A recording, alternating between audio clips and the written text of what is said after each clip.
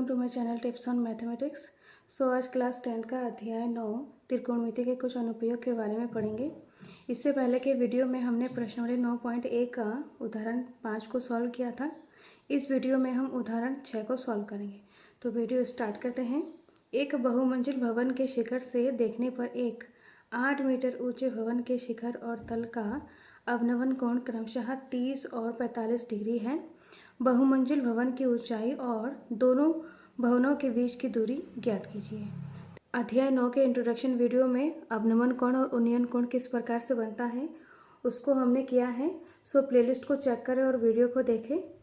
तो यहाँ पर अवनमन कोण 30 और 45 डिग्री है। तो अवनमन कोण तब बनता है जब कोई चीज़ को हम ऊपर से नीचे की ओर दिख रहे हैं। यहाँ पर बहुमंजिल का शिखर P है। तो यहाँ पर शिखर से देखने पर भवन AB के शिखर और तल का अवनमन कोण 30 और 45 डिग्री है। तो यहाँ पर कोण के बारे में चित्र में समझेंगे। तो एकांतर कोण के बारे में हमने क्लास 9th में पढ़ चुके हैं। तो यहाँ पर एकांतर कोण इस प्रकार से बनता है। यहाँ पर 2 समांतर रेखा हैं और एक तिर्यक रेखा है। तो इस प्रकार ये जो कोण है हमारा ये आपस में बराबर हो जाता है क्योंकि ये एकांतर कोण है। और एक तरीका है यहाँ पर जो जेड में जो कोण बन रहा है ये हमारा एकांतर कोण होता है। तो ये हमारा जेड में कोण बन रहा है, एक कोण ये है, दूसरा कोण इस प्रकार से है। अब हम चित्र में देखते हैं। तो यहाँ पर पी क्यू और बी डी समांतर रेखा है और तिर्यक रेखा बी पी है। तो यहाँ पर 30 डिग्री का कोण बन रहा है। तो इस प्रकार ये भी हमारा 30 डिग्री का कोण हो जाएगा, आपस में बराबर है, एकांतर कोण है। ऐसे यहाँ पर पी क्यू और ए सी समांतर रेखा है और तिर्यक रेखा ए पी है, तिर्यक रेखा है। तो जब ये हमारा 45 डिग्री है तो इससे जुड़ा हुआ ये जो कोण है ये भी 45 डिग्री हो जाएगा क्योंकि ये दोनों कोण एकांतर कोण है। दिया है भवन की ऊंचाई 8 मीटर, अवनमन कोण 30 डिग्री और 45 डिग्री और हमें पी सी बहुमंजिल भवन की ऊंचाई ज्ञात करना है और 2 भवनों के बीच की दूरी ए सी ज्ञात करना है। समकोण त्रिभुज बी डी पी में तो यहाँ पर बी डी पी समकोण त्रिभुज है। इसमें थीटा हमारा 30 डिग्री है। थीटा के सामने वाला जो भुजा है वो हमारा लंब हो जाएगा। बी डी आधार है और समकोण त्रिभुज है। तो इसके सामने वाला जो भुजा है पी वी ये हमारा कर्ण हो जाएगा। तो यहाँ पर जो हमारा थीटा है वो 30 डिग्री है। तो यहाँ पर लंब बट्टा आधार बराबर tan थीटा होता है। तो पी डी बट्टा बी डी बराबर 30 डिग्री, पी डी बट्टा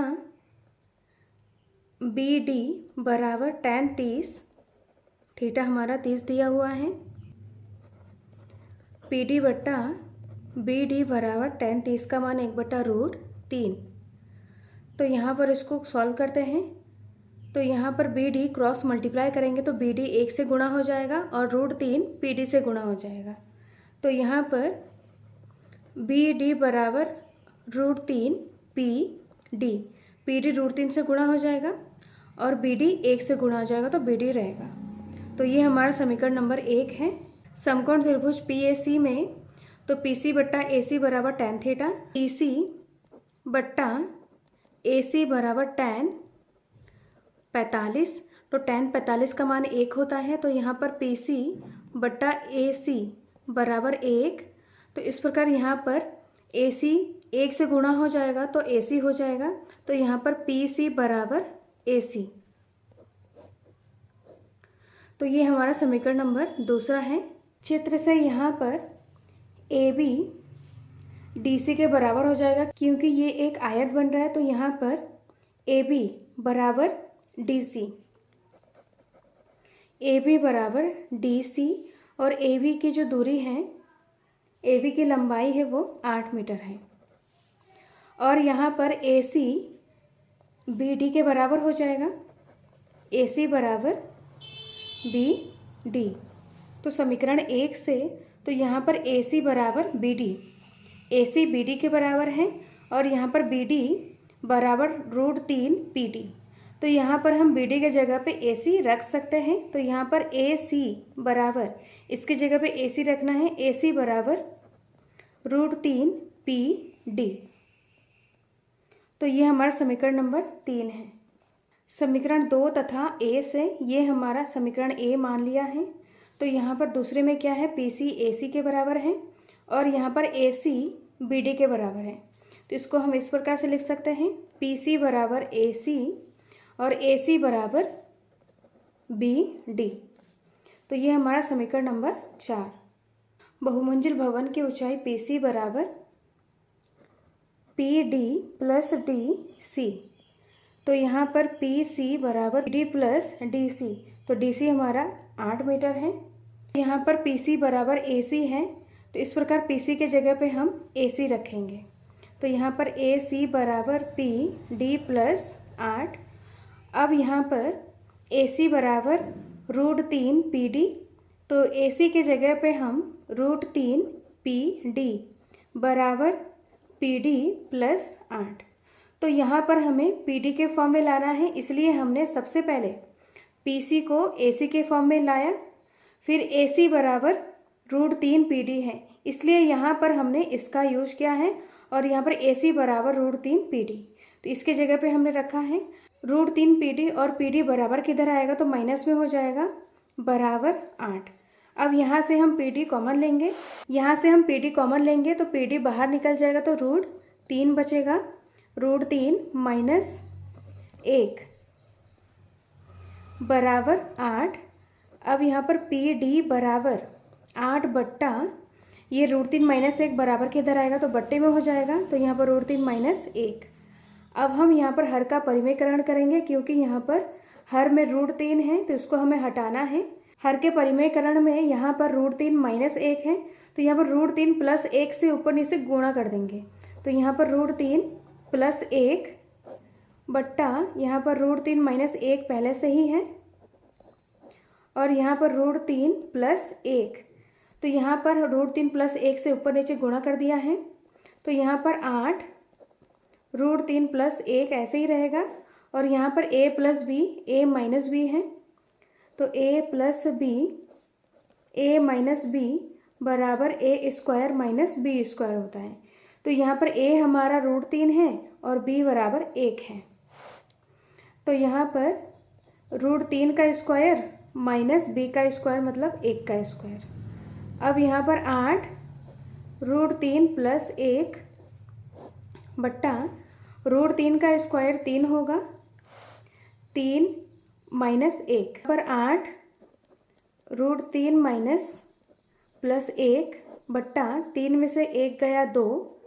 अब इसको सॉल्व करेंगे, 2 1 कम 2, 2 चक्कू 8। तो यहाँ पर 4 √3 प्लस 1। तो यहाँ पर PD का जो मान आया है वो 4 √3 प्लस 1 मीटर। PC ज्ञात करने के लिए PD में DC जोड़ देंगे, तो DC का मान 8 है, तो इसमें हमें 8 को जोड़ना है, तो हमें बहुमंजिल की ऊंचाई PC ज्ञात हो जाएगा। PC बराबर PD प्लस DC। तो यहाँ पर PD बराबर 4 √3 प्लस 1 प्लस DC बराबर 8 है। तो 4 को अंदर गुणा कर देंगे, तो यहाँ पर 4 √3 प्लस 4 को 1 से गुणा करेंगे तो 4 एकम 4 प्लस 8।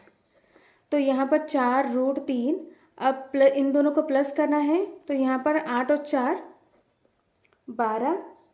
अब यहाँ से हम 4 कॉमन ले लेंगे, तो 4 कॉमन ले लेंगे तो यहाँ पर √3 बचेगा, प्लस यहाँ पर 4 बाहर निकालेंगे तो 4 तिया 12, तो यहाँ पर 3 बचेगा।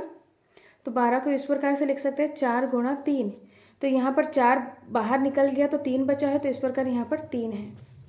तो PC का जो मान आया PC बराबर 4 √3 प्लस 3 मीटर। समीकरण 2 से PC बराबर AC। तो PC का मान हमारा 4 √3 प्लस 3 है, तो इस प्रकार जो AC का मान है AC बराबर 4 √3 प्लस 3 है। समीकरण 2 से PC बराबर AC।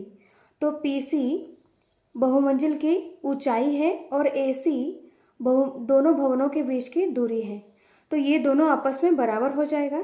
तो यहाँ पर PC जितना होगा AC भी उतना ही होगा। अतः बहुमंजिल भवन की ऊंचाई PC बराबर 4√3 + 3 मीटर। दोनों भवनों के बीच की दूरी AC बराबर 4√3 + 3 मीटर है। तो ये हमारा फाइनल आंसर है। नेक्स्ट वीडियो में हम उदाहरण 7 को सॉल्व करेंगे। इस वीडियो में कोई डाउट हो, कोई क्वेश्चन पूछना हो तो कमेंट बॉक्स में कमेंट करें। वीडियो अच्छा लगे तो लाइक, शेयर एंड सब्सक्राइब करें। Thank you so much.